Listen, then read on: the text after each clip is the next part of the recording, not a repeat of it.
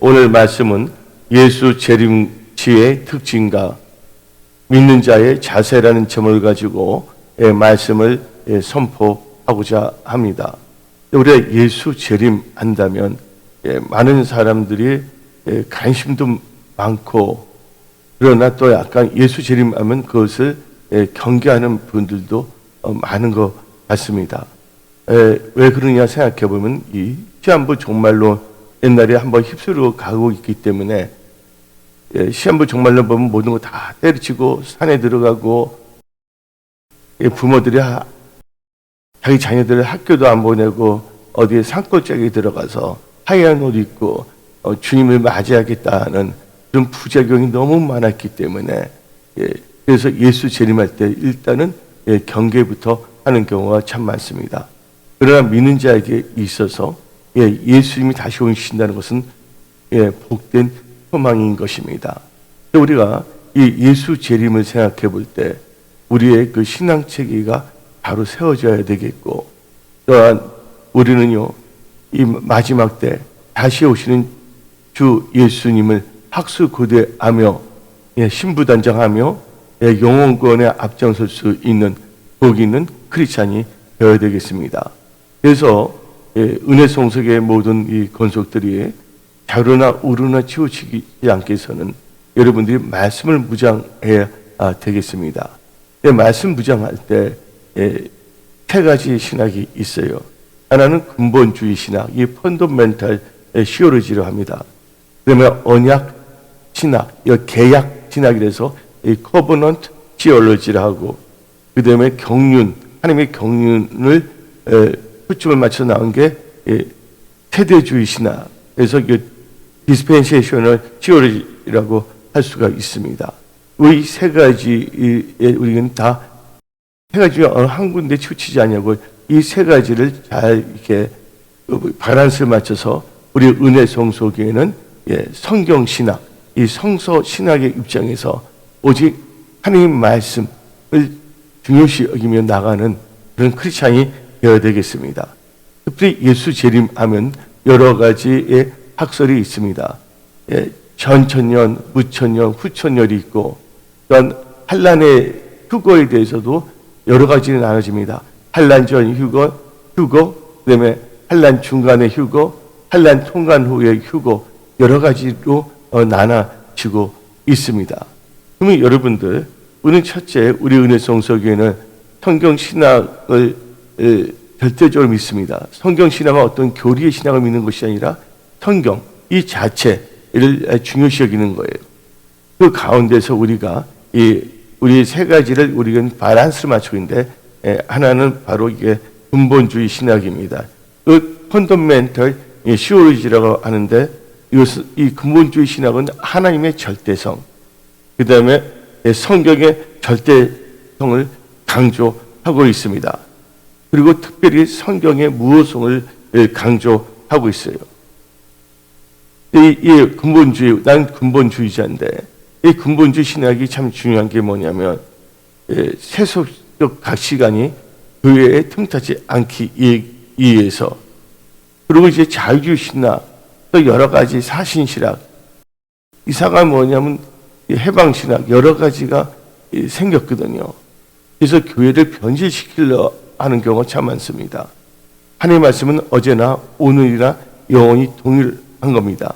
그래서 우리는 펀더멘털 시올로지, 이 성경 근본주의 신학을 우리는 또 이렇게 무장해야 되겠고, 또한 두 번째로는 우리 언약 신학, 우리 은혜성소에 항상 언약을 중점으로 나오고 있지 않습니까? 제 설교를 들어보면 이 언약 신학은 이 커버넌트, 언약을 커버넌트라 하는데, 이것을 계약, 누가 뭔가 물건을 사업할 때 계약을 체결하잖아요. 이 한마디로 이 언약이라는 것은 히브리어로 베리트라고 합니다. 베리트. 이 베리트라는 그 히브리어의 특징은 하나님께서 사람들과 맺으시는 약속, 하나님께서 누구하고? 하나님께서 사람들과 맺으신 약속을 이 베리트, 언약이라고 합니다. 그래서 성경은 이 언약 신학을 보게 되면 성경은 하나님의 언약의 책인 겁니다.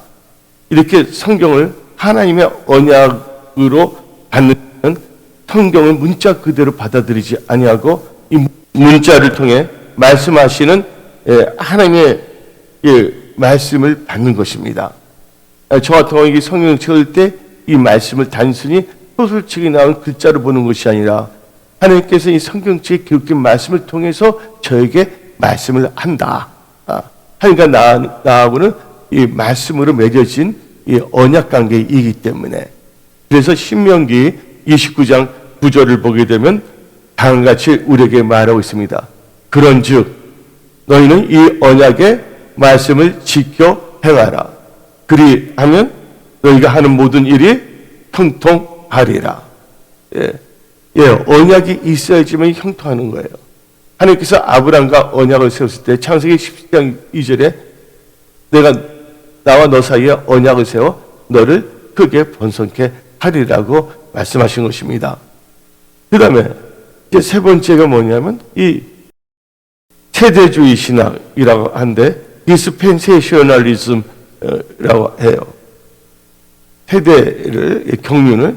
근데 이게 세대주의 신학을 영어로 막으면 디스펜세이셔널 티오로지라고 합니다. 이 세대주의 하면 여러분들이 세대를 생각할 수가 있는데 이 세대라는 것은 영어로 보면 디스펜세이션이라고 합니다. 디스펜세이션이라는 것은 뭐냐면 경륜이에요. 이 세상은 다만이 하나님의 경륜에 의해서 통치된다는 것을 의미하는 것입니다. 그래서 성경 말씀 에베소서 3장 2절을 한번 읽어봅시다. 너를 위하여 내게 주신 하나님의 그 은혜의 뭐를 경륜을 너희가 들었을 터이라. 곧 계시로 내게 비밀을 알게 하신 것은 내가 먼저 간단하게 기록한 것 같으니 그것을 읽으면 내가 그리스도의 비밀을 깨닫는 것을 너희가 알 수 있으리라. 하나님의 그 은혜의 경륜, 하나님께서는 이 경륜, 이 세상을 하나님의 경륜, 이 섭리 가운데 통치하시고 있거든요. 이 경륜이라는 것은 어떤 큰 뭐를 가지고서 어떤 일들을 조직적으로 계획한다는 것은 국어 사전에 나온 이 정의입니다. 이 경륜을 보게 되면 뭐와 연결되냐면 이 시대와 연결돼요. 우리가 볼 때 율법 시대가 있잖아요. 그렇죠? 율법 시대가 끝나고 예수님 이 땅에 오셨고서 십자가에 못 박히시고 예수를 믿으면서 무슨 시대? 성령을 주시면서 이 교회 시대가 나오지 않습니까? 은혜 시대. 그래서 이 창세기부터 지금까지 관계를 하나님의 경륜, 통치하는 것을 이 시대별로 이게 구별을 한 게 바로 이게 세대주의 신학, 디스펜세이셔널 티오로지라고 합니다. 이 세대주의 하나님의 경륜, 이 경륜은 한 7가지로 요약이 될 수가 있는데 첫째가 뭐냐면 무지의 시대. 아담과 하와가 범죄하지 않았을 때 그걸 보고서 에덴 시대라고 합니다. 영어로 말하게 되면 이노센트 에이지라고 합니다. 에이지 시대.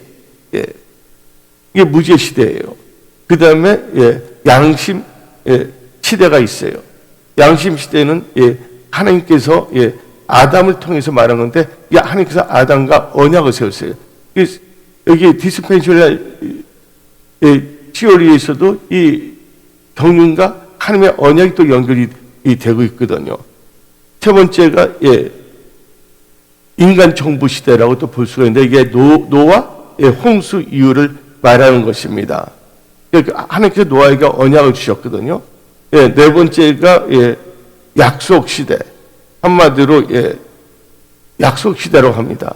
이것은 하나님께서 아브라함에게 약속했거든요. 그래서 이 약속 시대는 이 아브라함과의 언약을 강조하며 이 족장 시대라고 할 수가 있어요.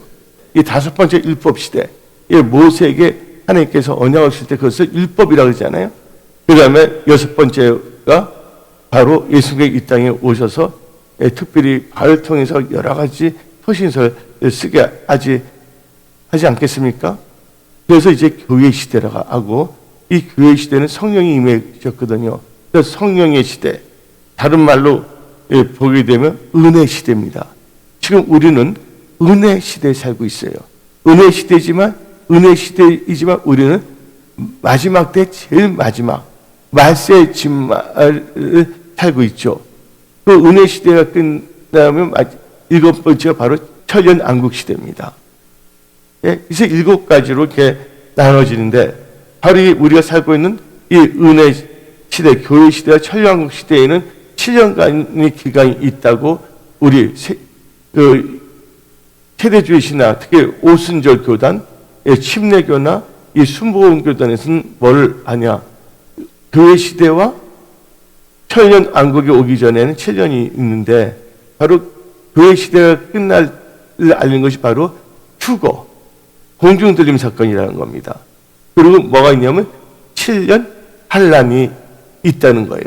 그리고 예수님이 지상 재림하시고, 그래서 예수님께서 이 땅에서 천년을 통치하는 거예요. 그리고 무지왕에 가둬놓았던 이 마귀 있잖아요. 다 풀어줍니다. 그래서 하나님께서 원하시는 영원한 천국과 지옥으로 이렇게 구별해 버리십니다. 그래서 우리는 이 근본주의 신학, 그 다음에 언약 신학, 그 다음에 세대주의 신학, 이 세 가지를 잘 이렇게 하면서 우리는 균형 감각을 갖추면서 우리는 성경 신학, 오직 성경을 따라가는 그런 성경적인 교회, 성경적인 크리스찬이 되어야 하는 것입니다. 그리고 이 시대를 볼 때, 우리가 볼 때, 우리 시대를 한 세 개로 나눌 수가 있는데, 초세, 중세, 말세로 나눌 수가 있습니다. 초세는 아담 창조부터 아브람까지, 아브라함이 아니라 아브람까지, 이게 약 2000년이 됩니다. 그래서 초세라고 합니다. 중세는 이제 아브라함의 이름이 바뀌었죠. 아브라함으로요. 이 아브라함부터 예수 탄생 바로 직전까지가 바로 중세, 2000년 기간이 있습니다. 그 말세는 예수 탄생부터 예수 그리스도의 재림까지예요. 우리 정확한 날짜, 시간은 모르지만 거의 2000년 정도가 되는 것 같아요. 사도 바울은 하루가 1000년 같다는 것을 잊지 말라고 그랬잖아요. 그래서 우리가 억지로 시간을 계산하고 어떤 시한부 종말론에 빠져서는 안 됩니다. 주님 오신 날이 가까워지면 가까워질수록 뭐예요? 여러분 성기는 교회 열심히 다니고 또 이 세상에서 더 강력하게 뭐냐면 복음을 증거해야지 어떤 산속으로 동굴로 들어간다는 것은 그것은 올바른 크리스찬이 아니라 뭔가 미혹된 것이라는 것을 깨달아야 하는 것입니다. 그러면 오늘 말씀 이제 이 바탕 가운데 여러분들 오늘 말씀 예수 재림시의 특징과 믿는 자의 자세한 제목을 가지고 말씀을 선포한데, 첫 번째 예수 재림의 정의를 우리는 분명히 알아야 됩니다. 특히 우리가 뭐냐면 이 종말론은 나쁜 게 아니에요. 잘못된 시한부 종말론 잘못되는 것이지, 우리 교회는 종말론적 공동체예요. 우리 이 세상에 살고 있지만 이 세상이 우리의 영원한 나라가 아닙니다. 우리의 나라, 이 천국을 바라보며 살아가는 오직 예수님의 통치를 학수고대하며 예수님이 이 땅에 다시 오신다는 것은 뭐예요? 이 세상에서 종말이거든요. 그래서 이 종말론은 에스카톨로지라고 합니다. 제가 전공 중에서 뭐냐면 에스카톨로지, 그 다음에 그 교회 거기에 대해서 많은 그 연구를 했어요. 근데 여러분들, 그러면 예수 재림의 정의는, 예수의 재림은 뭡니까? 예수님이 다시 오신다는 거예요. 근데 예수님은 초림하셨거든요. 그렇죠? 재림이라는 것은 뭐냐면 영어로 보면 Second Coming of Jesus Christ, 예수님이 두 번째로 오시는 거예요. 근데 이것을 헬라어로 표현하면 파루시아라고 합니다. 파루시아. 근데 여기서 보면 신학적으로 뭐가 나눠지냐면, 우리는 시간이 지나면 알게 돼요. 우리 여기에 대해서 신학적으로 히터치 쌓을 필요가 없어요. 어떤 이제 분들은 나눌 때 이 공중 재림과 지상 재림을 말합니다. 특히 침례교, 또한 성경 근본주의 교단들, 그리고 우리 오순절 교단들은 어떻게 보냐면, 교회 시대가 끝나면 성도들, 하나님 잘 믿는 분들이 공중에 끌려 올라간다. 이걸 뭐라고 표현하죠? 랩추어, 휴거라고 합니다. 그래서 공중에서 7년 뭐가 있다? 혼인잔치가 있다. 그 공중에서 혼인잔치 끝나고 지상에서 뭐가 있냐면 7년 대환란이 있다. 그 끝나면 예수님께서 이 땅에 뭐냐면 지상 재림하신다. 이게 바로 신학에서 볼 때 공중 재림, 지상 재림을 말하는 거예요. 그 간격은 7년으로 말하고 있습니다. 거기 신학을 보게 되면. 여러분들, 우리 이제 우리 은혜 성속에는 뭘 사모하냐? 휴거를 사모할 겁니다. 휴거란 것은 예수의 공중에 우리는 들림 받는 겁니다. 예수의 공중 재림은요, 누구에게 역사냐? 하나님을 잘 믿는 자들이 나타나는 거예요. 주여 주여 하는 자마다 올라가는 것이 아니라, 한마디로 이것은 세상 사람일 때는 인류 역사상 많은 분들 하늘 공중에 끌려가는 지상 최대의 증발 사건이 휴거예요. 그래서 일루미나티의 딥스 세력들은 어떻게 말하냐면 휴거 사건을 은폐하기 위해서 외계인이 우리 지구인들을 납치해 갔다. 그래서 오른손이나 머리에다가 칩을 유니표를 받아야 된다 하고 주장하고 있습니다. 그래서 일루미나티 카드를 보면 그렇게 말하고 있는데, 여러분들 많은 사람이 갑자기 없어진다는 것은 외계인이 납치하는 것이 아니라, 하나님 잘 믿는 분들, 이것은 바로 성경에 말하는 휴거의 사건입니다.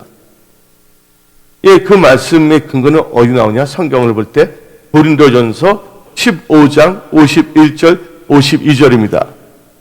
보라, 내가 너에게 비밀을 말하노니 우리가 다 잠잠할 것이 아니요 마지막 나팔에 순식간에 호령이 다 변화되리니, 끌려가는 거거든요. 그 다음에 나팔 소리가 나면 죽은 자들이 썩지 아니할 것을 다시 살아나고 우리도 변화되리라.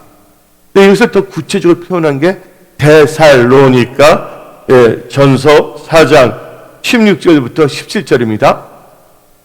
데살로니가 전서 4장 16절 17절. 주께서 호령과 천사장의 소리와 하나님의 나팔 소리로 친히 하늘로부터 강림하시리니 그리스도 안에서 죽은 자들이 먼저 일어나고 그 후에 우리 살아남은 자들도 그들과 함께 어디 속으로요? 구름 속으로 끌어올려. 영어로 말하면 코트업. 우리가 올라가는 게 코트업. 끌어올린다가 끌어올려. 이걸 랩처를 합니다. 영어로 보면 캐치업이 수동태로 돼서 코트업이라는데, 끌어올려 공중에서 주를 영접하게 하시리니 그리하여 우리가 항상 주와 함께 있으리라. 그래서 모든 것을 보게 되면 다 이렇게 성경 말씀에 다 근거가 있는 거예요. 한란절 휴거, 한란 통과 휴거, 이것도 보면 성경 말씀에 다 그게 있기 때문에 그거 갖고는 싸울 필요가 없어요. 모든 것은 누가 해결해 준다? 시간이 해결해 준다. 우리는 예수 잘 믿고 하나님 보시기에 합당한 정결한 크리스찬으로서 죄를 멀리하며 성령 충만하며 영혼권의 앞장서는 성경적인 크리스찬으로 우리는 살아가면 되는 것입니다. 그럼 예수 재림 시의 특징과 믿는 자의 자세에서 두 번째로는요, 예수 재림 시의 특징이 있습니다. 예수 재림 시의 특징이 두 번째 단계에서는 바로 인자의 임함이 뭐와 같다? 노아 때와 같다. 오늘 본문 말씀 누가복음 17장 26절을 읽어봅시다. 노아의 때 된 것 같이 인자의 때에도 그러하리라. 예수님이 오실 때는 무슨 때와 똑같다? 노아의 때에 같다는 것이에요. 노아의 때의 특징을 보게 되면요, 네 가지의 특징이 있습니다. 지금 이 시대의 사람들과 거의 비슷해요. 성령받지 않는 사람들. 노아의 특징이 뭐냐면, 첫째, 사람의 죄악이 세상에 간영했다는 거예요. 아마 죄가 세상에 가득하다는 거예요. 지금 보세요. 아들이 아버지를 때리지 않나, 아들이 엄마를 쳐서 죽이지를 않나. 또 보면 50년 동안 자기 아들 한 번도 키워주지도 않는데 죽었다 보험료를 타고 났다는 그런 분이 있지 않냐. 그래서 요새는 무서운 시대예요. 그래서 여러분은 어디까지나 인본주의, 인간적으로 나가면 큰일 납니다. 올무가 됩니다. 그래서 여러분들 성경 말씀이 뭐예요? 너 다리 때문에 지옥 가면 다리 자르라고 그랬어요? 안 자르라고 그랬어요? 그래서 여러분들은 여러분의 사사로운 정의나 인본주의를 나가서는 안 되는 거예요. 사탄은 그걸 엄청나게 사용하거든요. 친구 관계, 가족 관계, 모든 관계에 있어서. 그래서 성경 말씀은 뭐라 그럽니까? 오직 말씀 중심으로 나가야 돼요. 그래서 여러분들은 어떻게 했냐? 여러분들 가족이 구원을 받기 위해서 기도하고 그렇게 나가야지, 여러분들이 인간적인 방법으로 나가다가는 서로가 뭐냐면 상처받게 되고 더 뭐냐면요, 마귀가 공격할 수가 있다는 거예요. 그러니까 지금 이 시대를 보면 사람의 죄악이 세상에 가득했다, 간영했다는 건데, 여러분들 개역 한글로 보게 되면 다음과 같이 말합니다. 창세기 6장 5절입니다. 창세기 6장 5절, 여호와께서 사람의 죄악이 세상에 관영함, 이렇게 나와 있어요. 그 개역 개정은 죄악이 세상에 가득함이라 나오고 있습니다. 그 다음에 두 번째 특징은 개역 개정으로 보게 되면요, 사람들 마음의 생각 있잖아요. 우리가 마음속으로 생각을 하잖아요. 그 생각에 계획하는 것이 아주 악합니다. 은혜를 온수로 갚아요. 마치 이렇게 돼 있어요. 여기에 낭떠러지입니다. 낭떠러지에서 로프를 딱 잡아서 로프를 이렇게 잡아줬어요. 밑에 있는 로프를 잡고 올라와야 되잖아요. 근데 이 어리석은 사람은 뭐라고 하냐면, 이 로프 잡은 것을 내가 놔둬버린 사람이 뒤로 팍 해서 뒤로 넘어져서 머리 내진탕 걸리지 않냐, 그 생각을 하고 있는 거예요. 이분은 뭐예요? 여기 있는 분은 어떻게 이분을 살리려고 로프 요만한 걸 해갖고서 이렇게 해서 이분 로프를 잡고 있는데, 그 로프를 잡고 올라와야 돼, 안 올라와야 돼요? 올라와야 되는데, 어떻게 내가 밑에 있는 사람이 내가 로프를 놓으면 이 사람이 로프를 잡다가 갑자기 뒤로 확 넘어질까 해서 골탕 먹으라, 그 생각을 하고 있는 것입니다. 뭐예요? 은혜를 알지 못합니다. 베풀어진 은혜를요, 악으로 갚으려고 합니다, 사람들이. 그래서 얘기는요, 차라리 오늘 이게 뭐냐면 노아의 특징이에요. 성경 말씀 어디 나면 창세기 6장 5절 봅시다. 창세기 6장 5절 보세요. 여호와께서 사람의 죄악이 세상에 가득함. 첫 번째로 두 번째는 그의 마음으로 뭐하는 게, 생각하는 모든 계획이 항상 뭐하다고? 악할 뿐이다. 또 세 번째 특징, 노아 시대는 사람들은 어떻게 되냐? 부패했다는 거예요. 마음과 생각이. 창세기 6장 12절 봅시다. 부패함, 재간영, 생각의 계획이 악함, 부패함. 세 번째, 다시 읽어봅시다. 하나님이 보신즉 땅이 부패했으니 이는 땅에서 모든 혈육 있는 자, 사람들이죠. 혈육 있는 자가 사람들의 행위가 부패함이었더라. 왜 그들의 부패했냐? 하나님 말씀을 선포하는 노아의 말을 듣지 않습니다. 그래도 마찬가지예요. 목사가 말을 선포하면 나를 까는 것이다, 뭐다, 자기 혼처럼 막 판단하려고 합니다. 그래서 말씀을 선포한 것은 하나님께서 나를 살리게 해주신 말씀이거든요.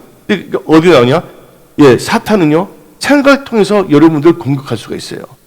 사탄은요, 여러분들을 하여금 오해하게 만들고 여러분들로 하여금 엉뚱한 생각을 하게 만들기 때문에 여러분들 항상 말씀을 항상 읽어야 돼요. 그 말씀을 묵상해야 돼요. 그래 뭐 해야 되냐? 기도해야 된다는 거예요. 그게 사탄, 뱀이 그것을 장난치려고 하거든요. 부패하게 만들려고 하거든요. 그게 어디 나오냐? 고린도 후서 11장 3절입니다. 고린도 후서 11장 3절. 뱀이 그 관계로 하하를 뭐한 것 같이, 미혹한 것 같이 너희 마음이 그리스도를 향하는 진실함과 깨끗함에서 떠나 부패할까 두려워하느라. 사탄은, 뱀은 날름날름은 속삭거릴 수 있거든요. 그래서 여러분들은 말씀을 무장해서 여러분들 사탄이 속삭이면 물러가라, 딱 명령을 하셔야 됩니다. 특히 이 디모데후서 3장 8절을 보게 되면요, 이 부패에서 진리를 대적하게 합니다. 근데 이 노아 시대가 부패함이 가득 찼거든요. 한번 읽어봅시다. 디모데후서 3장 8절.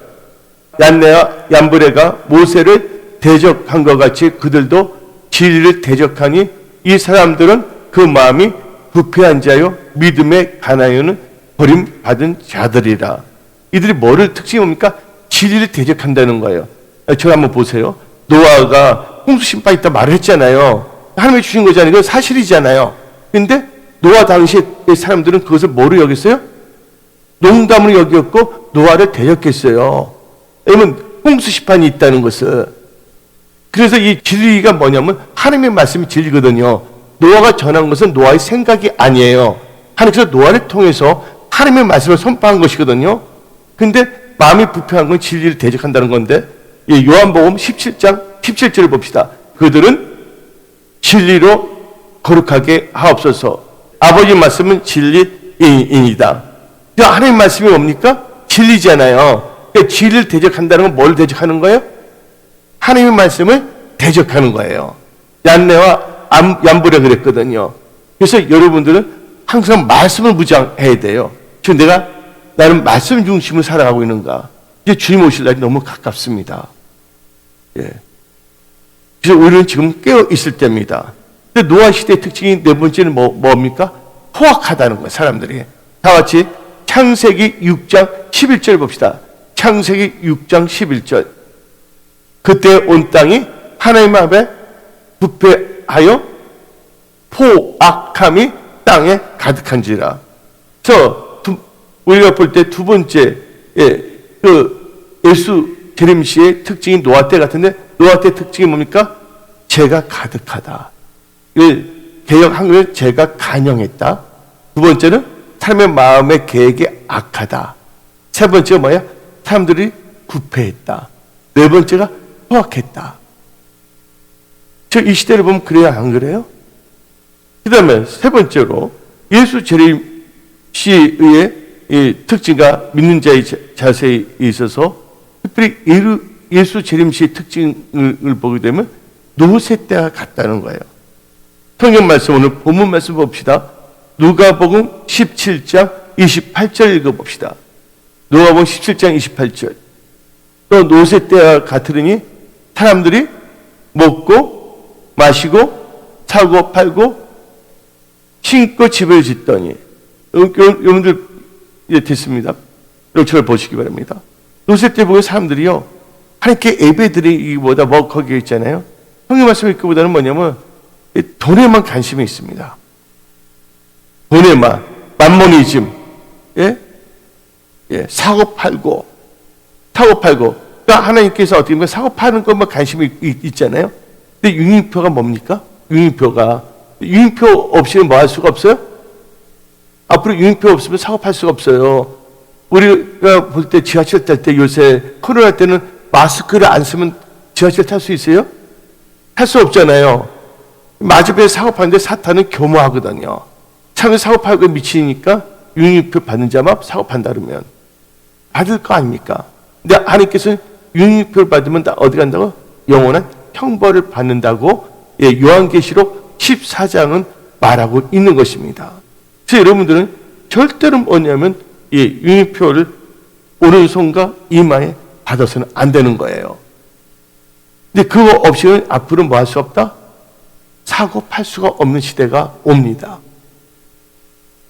그다음에 이 노새 때의 특징이 뭐냐? 동성애가 지배한 사회가 바로 노새 때예요. 다 같이 한번 읽어봅시다. 성경 말씀 창세기 19장 4절부터 5절 읽어봅시다. 그들이 눕기 전에 천사들이 방문하는데 그들이 천사입니다. 천사가 눕기 전에 그 성사람 곧 소돔 백성들이 노소를 막노하고 언궁에서 다 모여 그 집을 에워싸고 노를 부르고 그에게 이르되 이 저녁에 너에게 온 사람이 어디 있느냐 이끌어내라. 우리가 그들을 상관하니라. 동성애 강간을 하겠다는 것입니다. 여러분들 이 소돔이라는 단어가 어디서 나온 줄 아십니까? 이 소돔이라는 단어가 소도미에서 나왔어요. 소도미. 소도미의 뜻이 뭔지 아세요? 남성 동성 연애자를 말하는 거예요. 남성 동성애를 부자로 말하면 남색이란 말 들어봤어요? 남색. 이 소돔이란 데서 온 게 바로 소돔이라는 거예요. 그래서 지금 이 시대를 보면 동성애가 지금 합법화되고 있지 않습니까? 사람들이 하나님께 예배 드리는 것보다는 그냥 만몬임에 더 빠져 있다는 것이죠. 그리고 네 번째, 예수 재림시의 특징은요, 방탕함, 술 취함과 생활의 염려입니다. 다 같이 누가복음 21장 32절부터 35절까지 읽어봅시다. 내가 진실로 너에게 말하노니, 여기 내가 누군지 아십니까? 예수님이 하신 말씀이십니다. 그렇죠? 내가, 예수께서 진실로 너에게 말하노니 이 세대가 지나가기 전에 이 모든 일이 다 이루어지리라. 천지는 없어지겠으나 내 말은 없어지지 아니하리라. 너희는 스스로 조심하라. 그렇지 않으면 방탕함과 술 취함과 생활의 염려로 마음이 둔하여지고 뜻밖의 그날 예수의 재림이 덕과 같이 너에게 임하리라. 예수님이 마지막 때에서, 여기 누가복음 21장을 보게 되면 예수님이 재림 시에 대해서 말을 쭉 하시다가 이 특징을 말한 거예요. 뭐가 있냐면 네 가지 특징이 있는데, 첫째가 뭐냐면 방탕하다는 거예요. 돈이 많은 사람들 보게 되면 선한 사업도 하는 분들도 있겠지만 방탕합니다. 두 번째는 술 취해요. 술은요, 돈이 있는 사람이나 없는 사람이 다 술 다 취해요, 안 취해요? 여러분들 설교 가게 되면 노숙자들인데 보면 술 다 맞고 술에 취해 있더라고요. 여러분, 돈이 많은 사람은 비싼 술 사 먹을 것이고, 돈이 없는 사람들은 또 싼 술들이 많잖아요. 그러니까 그건 술 취하고, 세 번째는 뭐냐면, 또 뭐냐면 돈이 있는 사람은 방탕한데, 또 돈이 없는 분들은 어떻게 됩니까? 생활에 염려를 할 수 있어요, 없어요? 지금 양극화가 되고 있기 때문에 생활에 염려를 하는 거예요. 그러면서 어떻게 되냐면 예수님의 재림에 대한 그 믿음이 어떻게 되냐? 사라지고 있어요. 이것을 뭐라고 표현했냐면, 오늘 누가복음 21장에서는 사람들이 어떻게 했다? 마음이 둔하여지고 있다. 그래서 마음이 둔해졌다는 것을 뭐랍니까? 둔감이라는 단어 있죠? 둔감. 둔감해지고 있다는 거예요. 여러분들, 성령님의 역사에 민감하셔야 됩니다. 지금 자다가 깰 때입니다. 올 한 해 여러분들 믿음으로 다 무장해야 돼요. 점검해야 돼요. 저 언제든지 예수님이 재림하실 때 이리로 올라오라 하면 봉지가 들림받을 수 있는 휴가 되는 그런 복된 크리스찬들이 다 되십시오. 여러분들, 이 시대는요, 주님이 다시 오신다고 학수고대하지 않는다면요, 제가 단연한 시대이기 때문에 세속화 될 수밖에 없습니다. 보세요. 오늘 지금 주님이 오신다면 우리가 죄 지을 수 있어요, 없어요? 죄 지을 수 없잖아요. 그래서 우리는요, 우리 은혜 성석은 또 세 가지의 신앙을 갖고 있습니다. 우리 은혜 성석을 바치는 건 우리 성경적 근본주의 신학과, 또 언약 신학과, 또한 이 세대주의 신학 세 가지를 하면서 우리는 성경 신학인데, 그렇죠? 성경 신학인데, 그러면서도 우리는 성경 신학이면서 어디서 가까우냐면 근본주의, 성경 근본주의 신학에 가까웠거든요. 근데 결국 우리는 그런적으로 말하자면 우리는 성경대로 믿는 크리스찬이에요. 성경대로. 어떤 사람만 생각에 자주오지 않는다는 거예요. 그래서 성경부터 하나님께서 저한테 주신 게 뭐냐면, 은혜 성소에는 이 세 가지 기초가 있어야 되는데, 첫째가 뭐냐면요, 첫째가 뭐냐면 창조론. 여러분들, 이 세상 누가 창조했다? 하나님께서 창조했다고 믿어야 돼요. 우리는 피조물이라는 거. 어떤 두 번째는 뭐냐면 속죄론.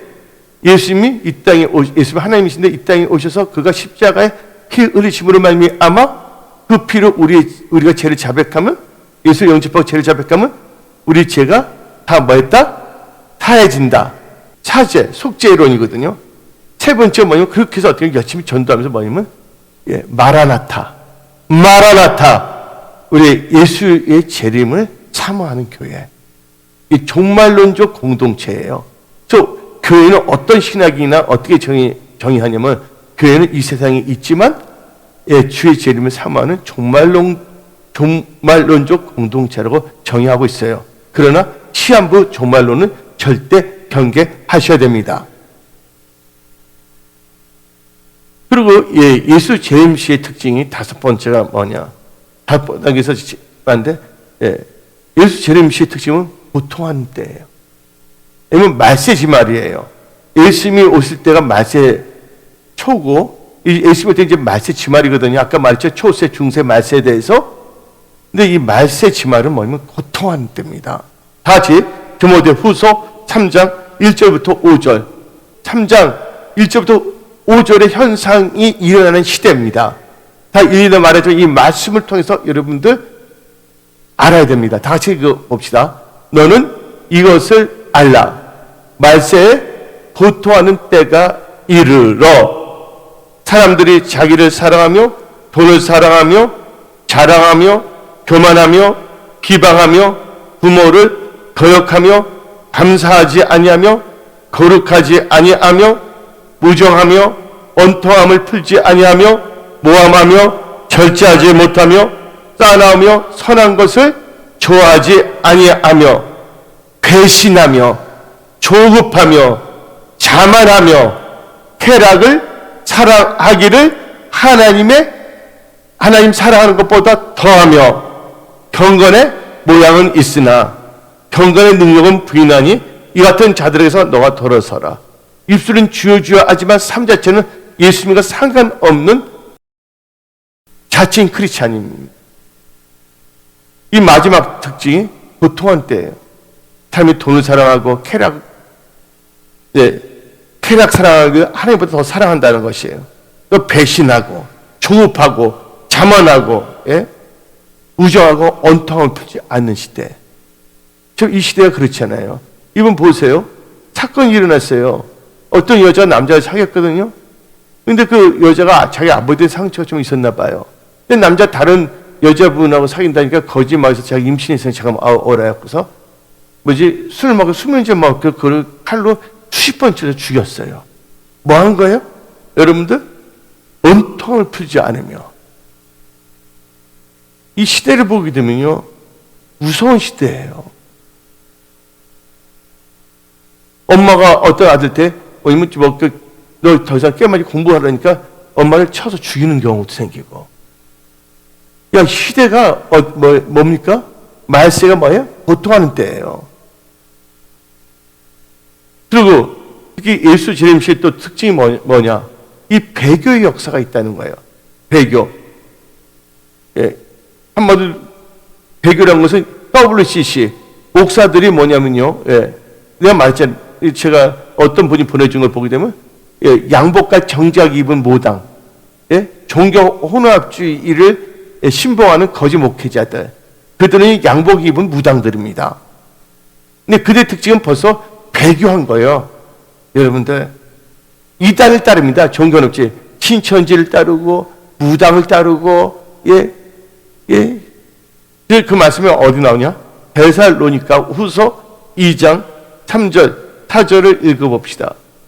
데살로니가 후서 2장 3절 4절 누가 어떻게 하여도 너희가 미혹되지 말라. 먼저 배교하는 일이 있고 저 불법의 사람 그 멸망의 아들이 나타나기 전에는 그날이 이르지 아니하리니 그는 대적하는 자라 신이라고 불리는 모든 것과 숭배함을 받는 것에 대항하여 그의 자기를 높이고 하나님의 성전에 앉아 자기를 하나님이라고 내세우니라. 여러분들 이거 보면 배교가 나오잖아요. 배교, 종교 혼합주의. 모든 종교, 종교 하나가 됩니다. 그러니까 어떤 사람들 말합니다. 예수 믿어. 근데 그 사람은 예수도 믿고 뭐도 믿고 불교도 믿고 마고 할머니도 믿고 온갖 다 믿습니다. 우리는요 마태복음 6장 33절에 뭐라 그랬습니까? 하나님 나라와 의를 먼저 구해야 된다는 거예요. 이 시대 배교입니다. 가룟 유다 보세요. 자기 정치적 야망 때문에 예수님을 팔아버려요, 안 팔아요? 이스라엘 백성 보십시오. 빌라도가 어떻게 예수님을 무시하고 풀어놓으려고 하니까 6월절에 이때 두 명을 딱 세워놨잖아요. 예수님, 바라바. 그러니까 백성들이 예수님 풀어주려고 합니까? 바라봐요. 완전히 발악하고 있습니다. 영적으로 발악하니까 바라바를 선택하는 거예요. 즉 이 시대를 보게 되면요 모든 환상을 볼 때 이 시대가 마지막 때라는 걸 알 수가 있어요. 여러분들 우리 은혜 성소교야 우리 모든 분들은 깨어있는 크리스찬이 되어야 됩니다. 그래서 우리는 항상 겸손해야 됩니다. 하나님을 경외해야 됩니다. 그리고 한 모이게 힘쓰며 예배드리는데 생명을 걸어야 되는 것입니다. 그리고 이 예수 재림시, 그리고 예수 재림시 특징은 뭐가 있냐? 난리가 일어나고 기근이 일어나고 지진이 일어나고 거짓 선지자의 미혹이 일어나고 불법이 성합니다. 또 자세히 말하는 게 뭐냐면 마태복음 24장 6절부터 7절 읽어봅시다. 난리 소문을 듣겠으나 너희가 상가 두려지 말라. 이런 일이 있어야 돼. 아직 끝은 아니라 민족이 민족을, 지금 우크라이나의 사태 아시죠? 우크라이나 바이든이 말했습니다. 어쩌면 3차 대전으로 갈 수가 있다. 그렇죠? 민족이 민족을, 나라가 나라를 대적하여 일어나겠고 곳곳에 기근과 지진이 있으리니.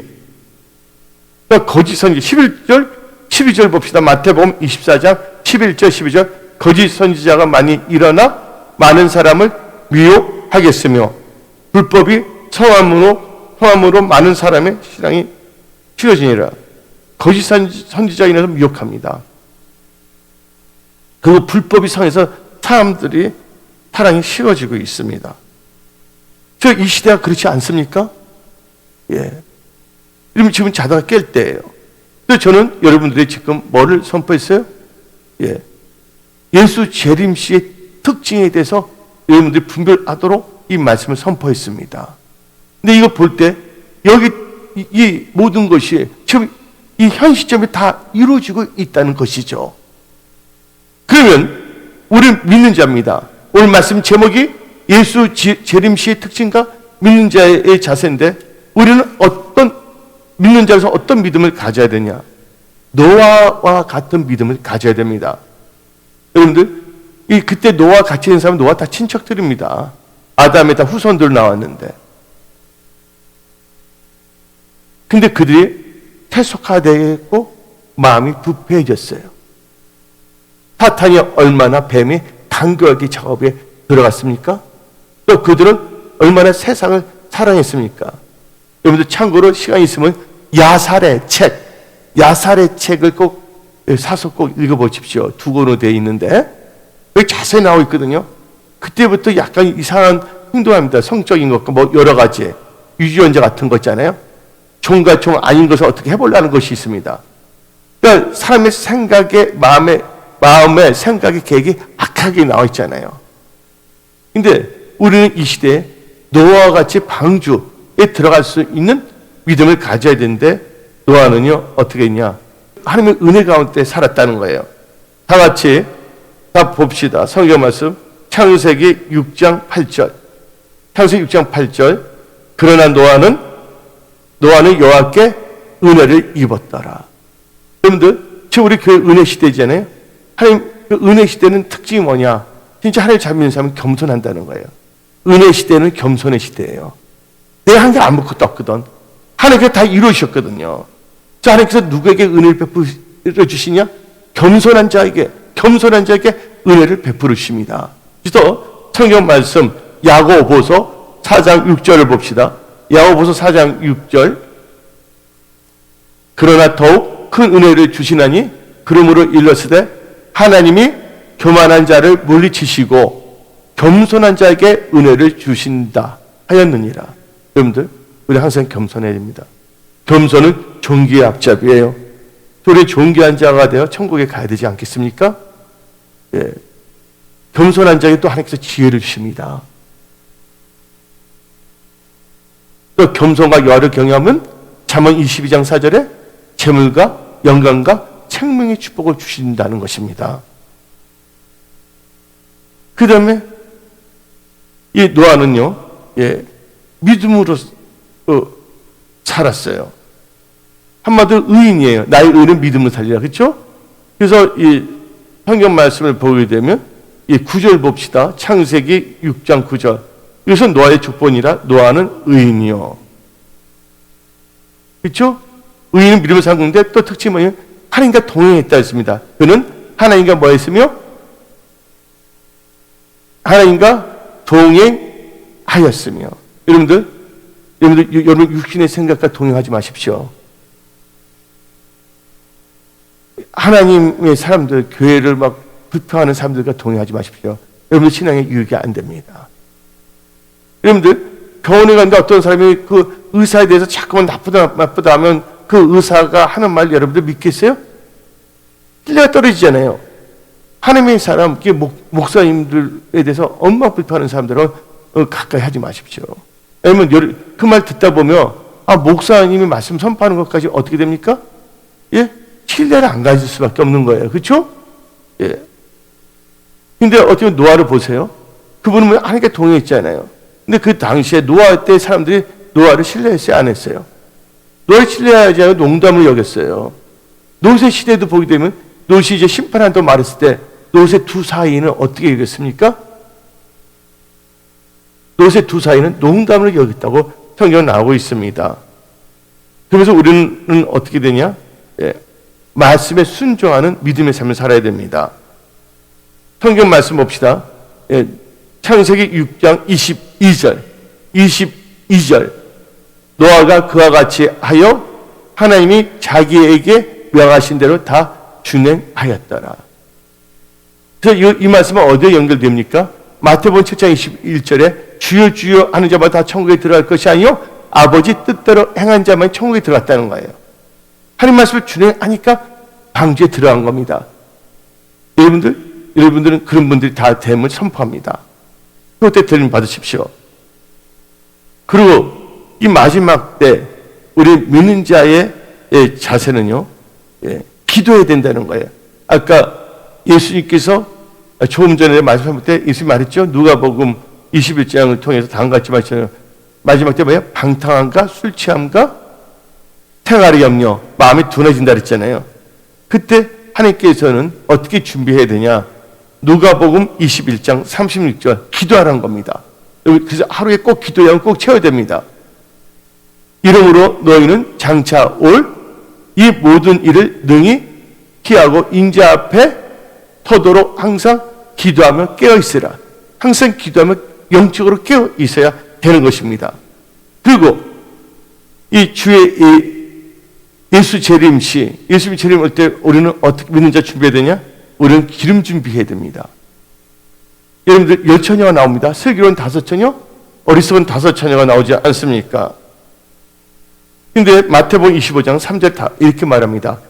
미련한 자들은 등을 가지되 기름을 가지지 아니하고, 마태복음 25장 4절 슬기 있는 자들은 그릇에 기름을 담아 등과 함께 가져갔더니, 그래서 어리석은 자와 슬기 있는 자의 특징이 뭡니까?